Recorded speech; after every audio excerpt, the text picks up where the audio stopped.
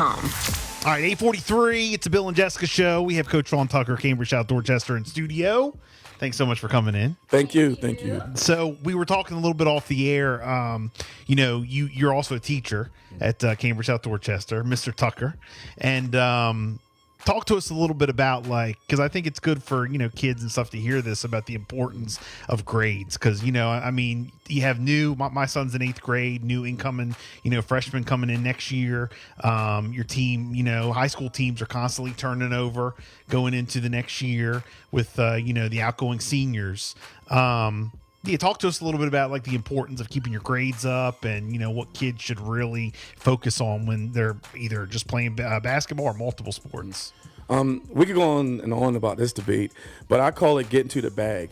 And the bag is, kids are familiar that they like that, but it's behavior, attendance, and grades. I said if you can get to the bag and you can control those three things, you'll be fine. But it's super important, and the debate goes on and on. Why are a lot of our local kids not getting recruited? And me coaching the college level is 100%. I wouldn't say 100%. Sorry, I'll say 99% of it is academics. They can't get into some of these institutions because of the grades. They're super skilled on the court, but in the classroom, they struggle. And that's one of the things I wanted to focus on with our team. Set up tutorings. I became buddies with other teachers, and I allow being in the school is just a different feeling because you get to actually see that kid day to day. So they know me on the court and they know me in the classroom. So some of the kids I've taught, so the relationship is different. It's a gift and a curse. They get tired of seeing me and hearing my voice, but at the same time, they know that if they're struggling in the class, no matter what subject, they can come to me and I'll help them. So we had mandatory study hall and also a group of teachers that just committed their time to say, I'm going to help you be successful with these kids. And that's what we did. And it allowed us to not have anybody fail off our team. We were close, but they also understand the importance of not failing off. So I can't stress enough, to some, these kids, like, how your grades, like right away, like even some of my son's like buddies, I'm like, you keeping up with your grades? What, you haven't gotten in trouble lately, right? And they're like, nah, we're good. And the first thing they say is good, but just a kind of a little nugget from recruiting. The first two questions that majority of recruiters are going to ask you: one, how are your grades? And two, do you have any film? So if you're getting recruited or want to be recruited, you better, and they think, or they meaning students and parents, educate yourself as well. You may be a junior or senior and you have a 3.5, but if you messed up your 9th grade year, maybe had like a 1.8, 2.0, they're looking at your overall. They're looking at your transcripts. And sometimes that doesn't always necessarily hurt you because they can see the growth. But if you have a 3.5 your senior year and you had a 2.0, it's not going to be a 3.5 overall. They're going to go by the average, and that's what lowers our GPAs, and we don't understand. So maybe an institution might have to get in, you might need a 3.1. Well, I got a 3.1. You do, but you don't have an overall 3.1, your current GPA. So be mindful that parents, do your homework. Do your homework. And if your kid is getting recruited prior to 10th grade, you might want to just take a step back because technically they're not supposed to talk to your kid verbally until that sophomore summer, moving to your junior year. Then that's when you can be recruited. But parents, stay on top of your grades. If like in Dorchester County, we have Power School. Oh yeah, there should not be a time where you don't know what your student or your child's grade is. Yeah, you should always check it on a regular basis. That's what I do for the team. So that's huge. Stay on top of that. Get them a trainer. Just get them other people around them, positive people that's going to make a difference in their life. And that's how your kid is going to advance and move to the next level. Now, I had also we talked to someone else recently about, college recruiting and stuff. Is it, would you agree that it's better to apply early? So if you're, in high school, even a sophomore, if you find a school that you are interested in going to, if you apply now, being a sophomore, rather than waiting, at least like they can get back to you and say, okay, maybe not right now, but this is what you need to do. So you got more time to get ready to be able to be accepted. The earlier, the better. I think each situation is different. It doesn't really matter the earlier better because we all change our minds. Adults, we change our mind all the time. So you may, apply to a school and that's your school, and then you may see another school that you like. So applying early doesn't really matter, but I would start focusing my junior year on where I want to go. And I always tell my students, or even by anyone I'm recruiting, pick 5 schools. Just pick one of the schools. Just your my dream school, and then pick 4 schools that you legitimately can get into, and then go with that. So that way it's not overwhelming, because this process is an overwhelming process. Going on visits, going to school, looking at grades, getting the something. Kids are on pins and needles waiting for their acceptance letter. And the more schools that you do that for, the more times that you're allowing your kid to experience some type of anxiety waiting to get in on that school. So if you kind of narrow it down to get your top 5, then that lessens the blow if they don't get into school. But more than likely, if you're applying for a school early, you're probably an academically strong kid and you're going to be successful. But to be honest, it's an individual basis. Like you could probably apply early, but it's going to change. Just like our major, it's going to change. So just pick your top 5 schools and then go from there. As far as, it's a long journey. You when you start off your sports career, whether it be basketball, football, baseball, whatever it is. But, a lot of kids who really, go all the way, they start young, they play through middle school, they play rec ball, they play travel leagues, they move up once they get into high school. How important is it to play for those, travel leagues leading up to, entering into high school, like the Shore Elites, the Eastern Shore Aces, the baseball, Delmarva Aces, the Shockers? Like, how important are the travel leagues for getting ready to play high school and even getting, recruiters and all that? Like, I think it's super important, but you have to sit down as a family and everybody has to talk, because it's a huge commitment financially, physically, mentally. So just being gone every weekend and just the gruel. Some tournaments, we've played back-to-back games to win a championship. I mean, we might have played 3 games. That's a lot on your body. So it's a commitment that you have to be ready to make. And I think the more, the better, because you want to be not only I look at it 3 ways. I look at it, who knows you, who do you know, and what you know. Those 3 things are going to be, so the more times you get out there, the more opportunities you're going to have to learn more.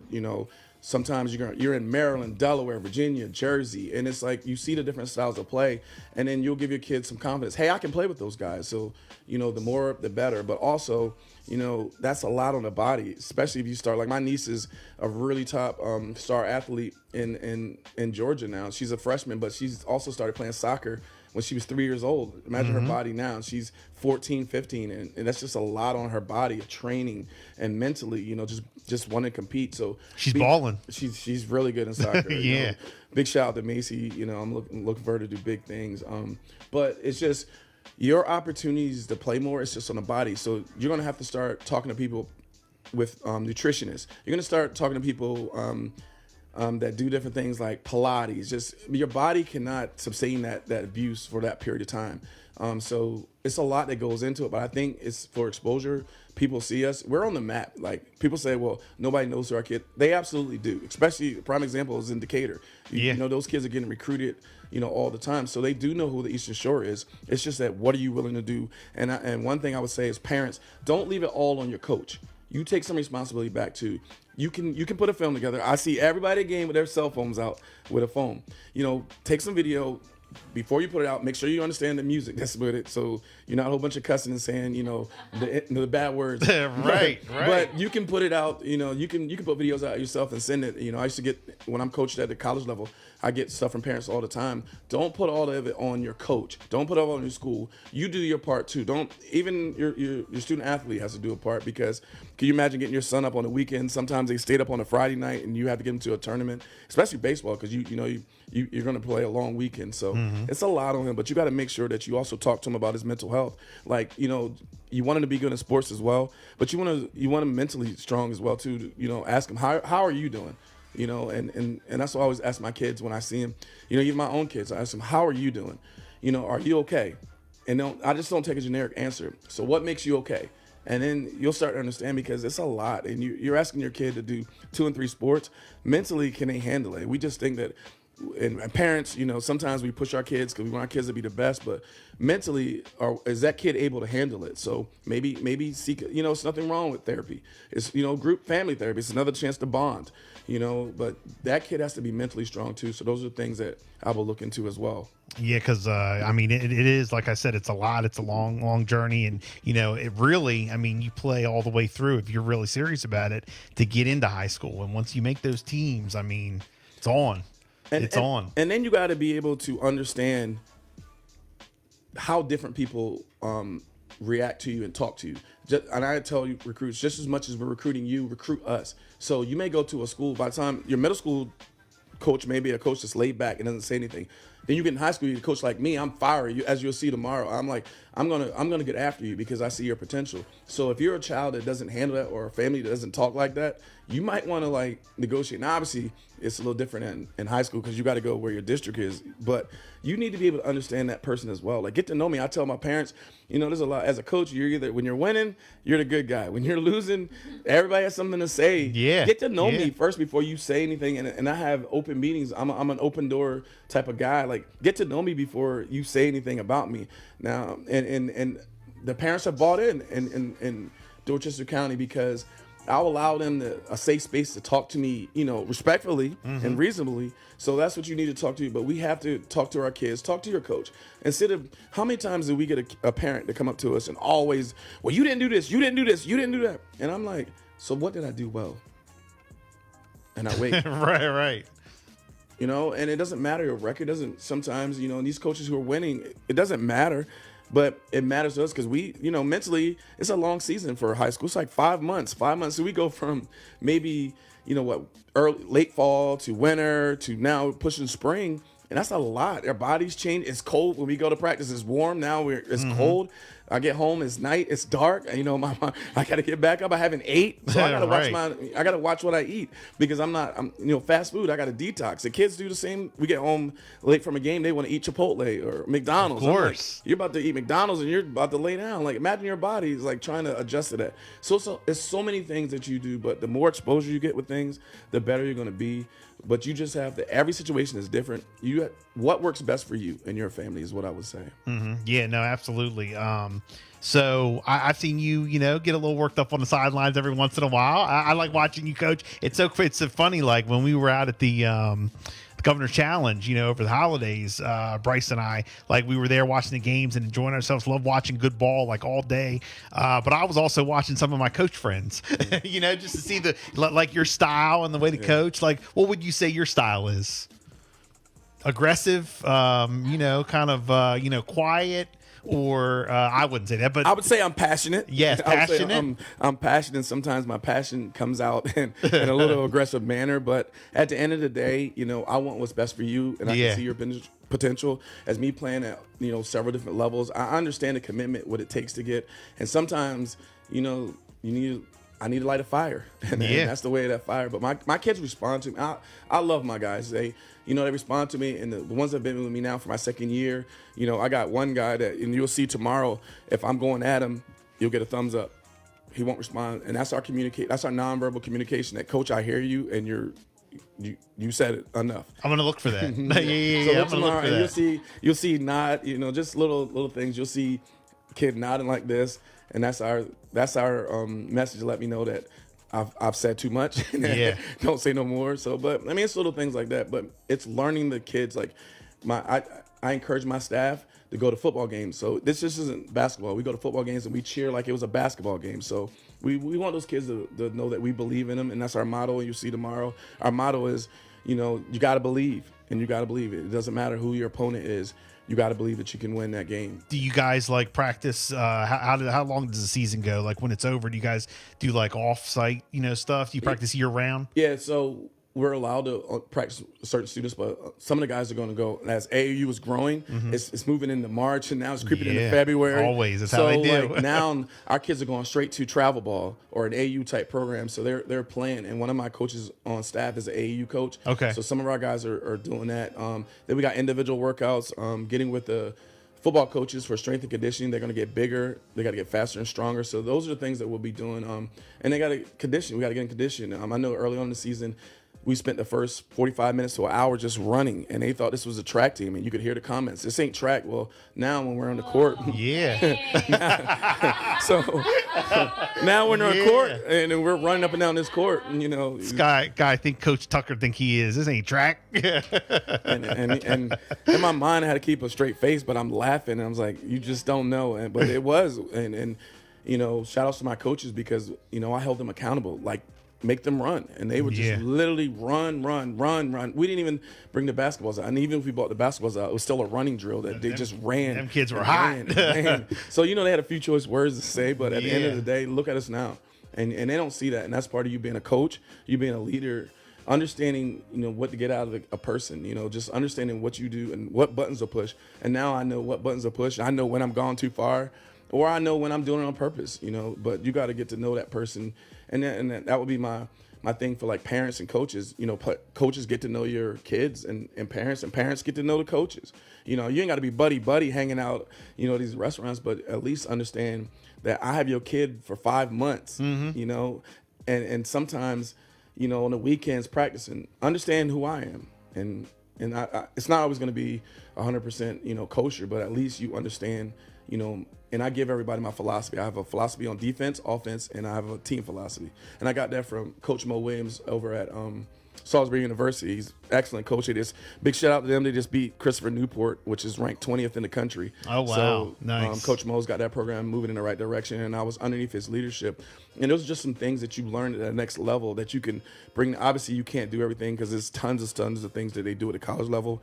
But you see the better teams that in the base, those are guys like, for example, Sean Johnson went to Salisbury University. BJ, he's been to the game. So you understand that the guys whose teams are doing it better. Obviously, you need the Joes, you need players, but you also see that they understand how the game is played and played the right way and at a high level. Yeah, no, absolutely. And of course, again, just a reminder, tomorrow, 2024 Bayside Championship, Wycomico Civic Center, doors open at 5:15. You guys, Cambridge South Dorchester, taking on Decatur. Boys Championship 7:30. Right before that, they got the Girls Championship at 6. Wycomico taking on Queen Anne's. Real quick before we wrap up, you want to mention ESBL? I know you're going to have your brother in as it gets closer. Gary, shout out to him. Yeah. You guys have had ESBL going on for years. Real quick, can you explain for people who don't know what that is? So ESBL is the Eastern Shore Basketball League.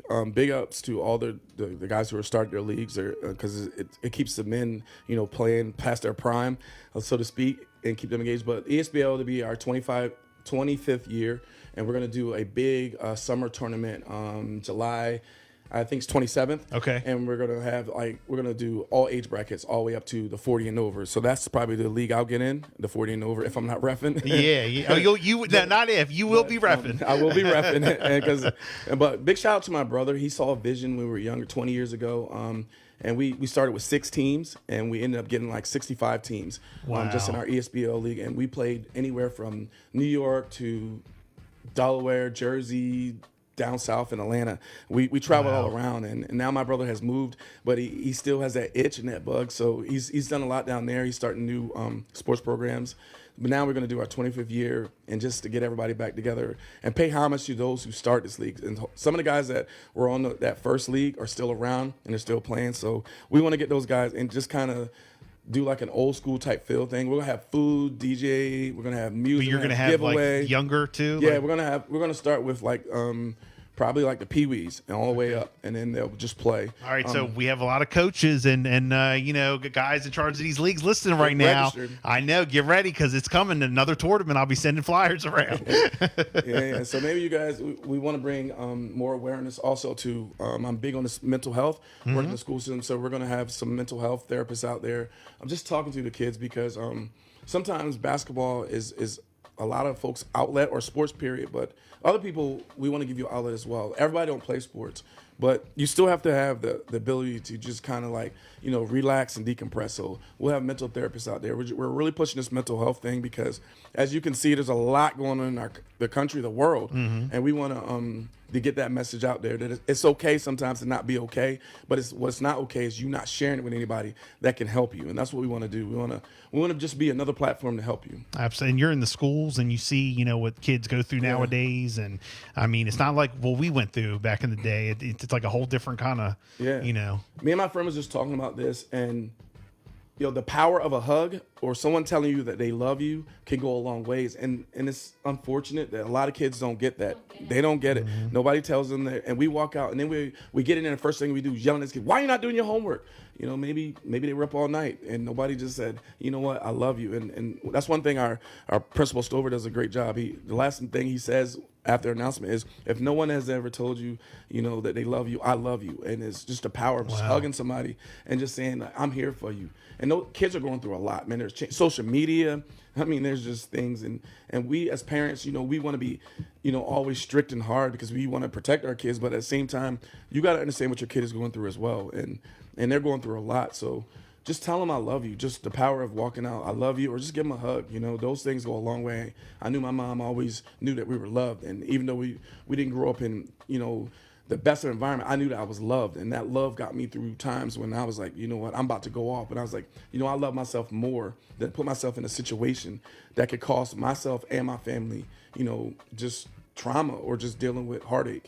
So those are the things that I would say as our kids. It's bigger than basketball for me. You know, tomorrow's going to be a great day for these guys, great day for me. But at the same time, it's a great day to show that these young men at Cambridge South Dorchester High School, they are doing well. And I want the community to know that these guys are doing well.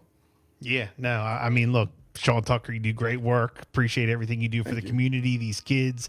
And, you know, I mean, we talked about, you know, your career coming up, you're, you know, doing football and then getting involved with basketball and all that. But, you know, you have a purpose, and it seems from an outsider looking in, seems to be these kids. You know, so that's what you're doing. And, you know, we thank you for all you do in the community, and good luck tomorrow. It's going to be a good one. Hopefully. Looking to see you in the stands. So we already got our tickets. Don't you worry. Once I'm in a game, I'm locked in. So if that's anybody tomorrow, I'm not being disrespectful, not being rude, but I'm locked in. You're doing your thing. And so, and then we'll talk after the game. Win or lose or draw, it's a great experience for our kids. College coaches are going to tap in. I've already been hit up by a couple. It's going to be a great opportunity for us to showcase our student athletes on the Eastern Shore, and I'm excited for that.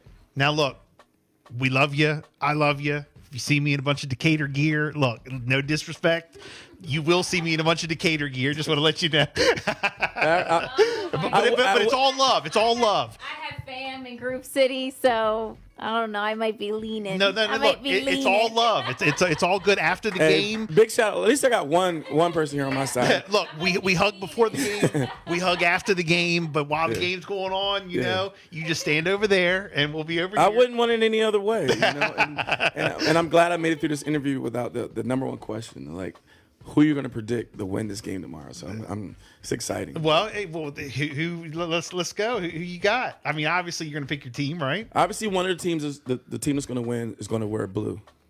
Have blue in their uniform. Oh, I know that. Big shout out to BJ for the program. I'm looking forward to you. And BJ, you know, you got to have Bill and Jess get you on here. I know, isn't that something? I got you on. I got to get BJ on. No, thank you so much for coming in, man. We appreciate it. Anytime, anything you got going on, you just, you know, you can hit me up, and, you know, it's an open door for you. I appreciate it. Appreciate you guys. Continue doing the great work. Thank you so much. 9:05. Going through a relationships issue? Need some advice on your